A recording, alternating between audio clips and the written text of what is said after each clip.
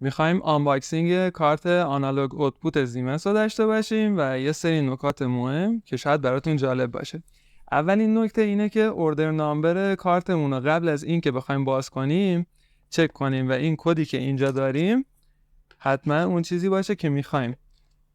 بعد یه برنامه بهتون معرفی میکنم که مشخصات کامل از روی این کد بهتون میده.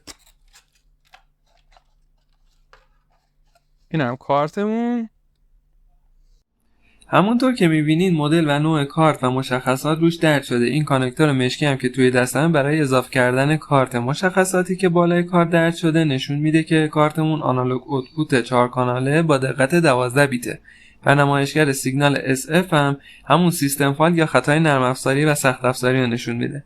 جدول ورژن پایین کارت هم نشون میده کارتمون ورژن 11 است و در آخر هم اوردر نامبر کارت رو داریم که اون پایین مشخص. در پوشی که باز میکنیم نقشه اتصالات کاملا مشخصه. L مثبت همون 24 تغذیه است و پایه‌های بعدی هم کانال‌های خروجیه که به دو صورت ولتاژی و جریانی خروجی میده. کانکتور 20 هم M مونه که 0 ولت منبع تغذیه بهش وصل میشه.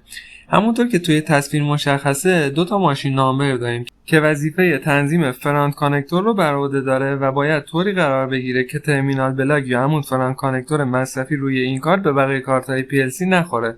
حالا یه سوال، این دوتا ماشین نامبر چطور تنظیم میشه؟